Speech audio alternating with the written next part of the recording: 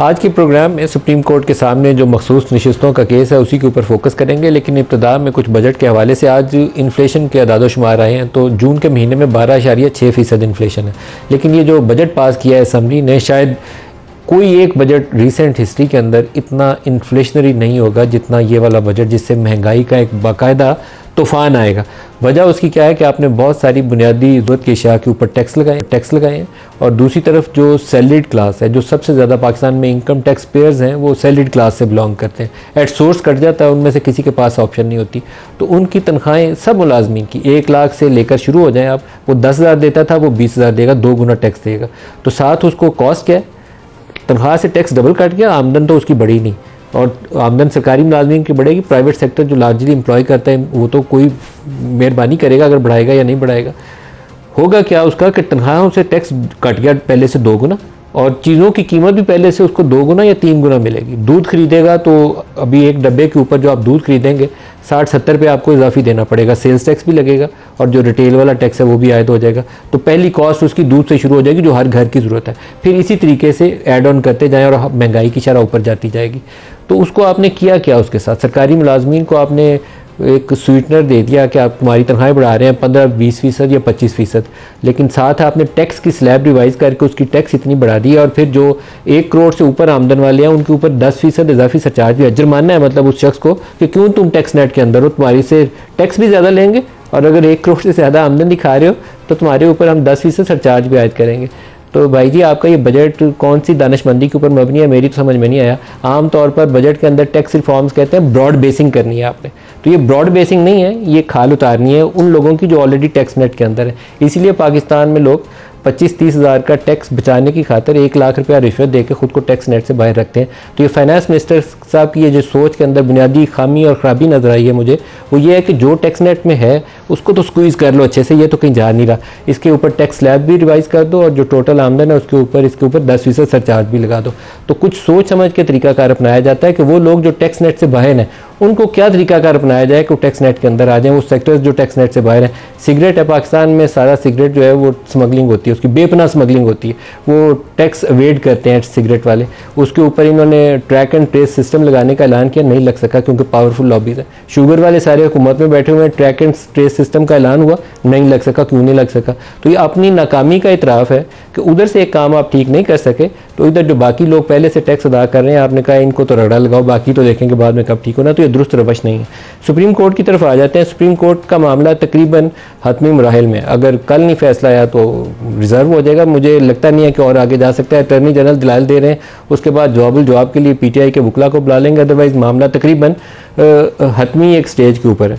जो जजेस के अभी तक सवालात सामने आए हैं तो 2 बुनियादी नुकते हैं जिसका चीफ जस्टिस ऑफ पाकिस्तान जितनी दफ़ा भी वो मुदाखलत करते हैं, मुझे लगता है कि इस बेंच के पास उसका क्लियर कट या इलेक्शन कमीशन के पास क्लियर कट आंसर नहीं है। 2 सवालात ऐसे हैं, एक जस्टिस सतर मिंजला उठाते हैं कि किस असूल और ज़ाब्ते के तहत आपने पाकिस्तान तहरीक इंसाफ को इलेक्शन प्रोसेस से बाहर किया था, पूरी सियासी जमात को उठा के बाहर कर दिया था, तो इसमें इलेक्शन कमीशन का कसूर साबित होता है। ये बुनियादी सवाल है जिसका जवाब इलेक्शन कमीशन के पास भी नहीं है, और क्योंकि काजी साहब ने वो फैसला किया हुआ है बल्ले वाला, तो शायद वो भी जहाँ मुदाखलत करते हैं मुझे लगता है कि शायद कहीं उनके जहन में वो चीज़ है, लेकिन वो बुनियादी मिस्टेक है जो इलेक्शन कमीशन ने की है। सुप्रीम कोर्ट कसूरवार कम है, लेकिन इलेक्शन कमीशन ने की हुई है, उसकी कहीं ना कहीं इस्लाह करने की ज़रूरत है। दूसरा, जस्टिस मंसूर ने आज बहुत ही पावरफुल किस्म के रिमार्क दिए, बहुत ही पावरफुल, जो बुनियाद बन सकते हैं इस केस की। वो उन्होंने कहा क्या है, वो मानी खेज़ है बड़ा। उन्होंने कहा कि अगर अदालत इस नतीजे पर पहुंचती है कि उम्मीदवारों को आज़ाद करार देना इलेक्शन कमीशन का गलत फैसला था, तो जो 3 दिन दिए जाते हैं ना आज़ाद मेंबरान को कि आप किसी सियासी जमात में शामिल होना चाहें तो हो जाए, तो पाकिस्तान तहरीक इंसाफ वाले सुन्नी इत्तेहाद में शामिल हो गए थे, तो उन्होंने कहा उसका आगाज़ अब से होगा अगर ये साबित हो जाए कि उनको इब्तदाई तौर पर जो इलेक्शन कमीशन ने आज़ाद करार दिया था वो गलत था। ये इस पूरे केस का नया रुख बना सकता है, बुनियादी तौर पर इंसाफ की तरफ ले जा सकता है। जो बेइंसाफ़ी की गई माजी के अंदर इलेक्शन कमीशन की जानिब से, उसकी दोबारा इस्लाह की जानिब ले जा सकता है। लेकिन क्या जजेस ये ऐसा बोलेंगे हतमी फैसले में, ये तो अब जजेस के ऊपर। ये सुनिए जस्टिस मंसूर ने कहा क्या।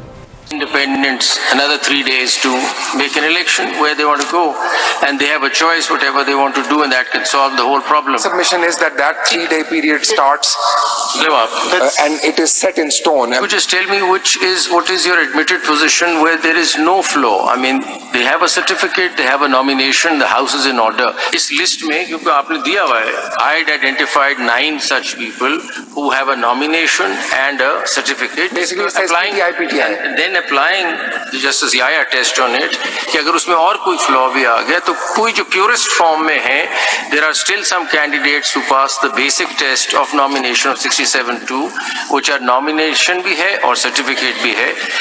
It does not matter how many they are as long as there are just 1 or 2, because that would then make the political party a political party.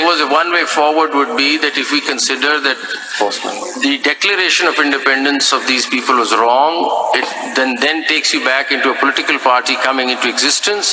Once that is done and you come up with a revised result under 98, the 3-day period ticks off again, and the independents could be given a choice to go select whatever they want to.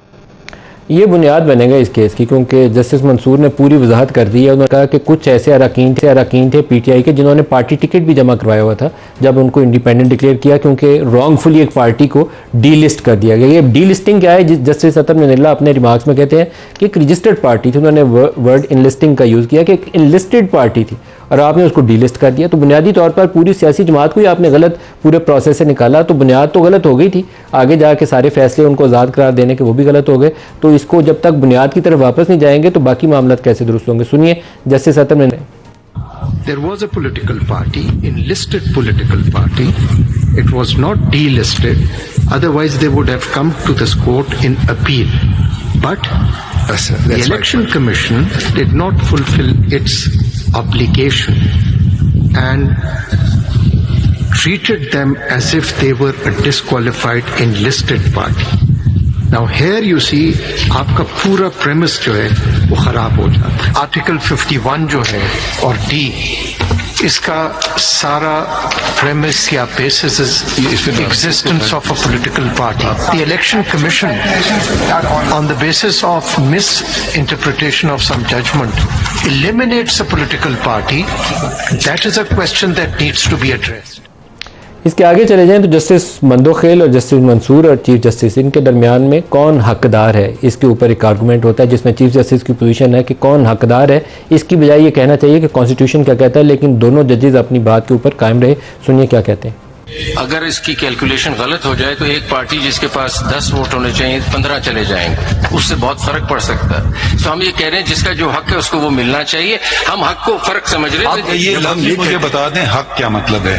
हमें आईन देखना है। जी वही, और ये जो आपने जब हक कर दिया इसका मतलब आपने आधा फैसला कर लिया। लेकिन आप ये भी हमें बताएंगे गलती कहां से किसने की है? The blank one is a clear-cut indication that he is an independent. So I certificate नहीं होगा तो इंडिपेंडेंट होगा। Exactly. So that was my answer. जी, my lord and I are on the same page, sir.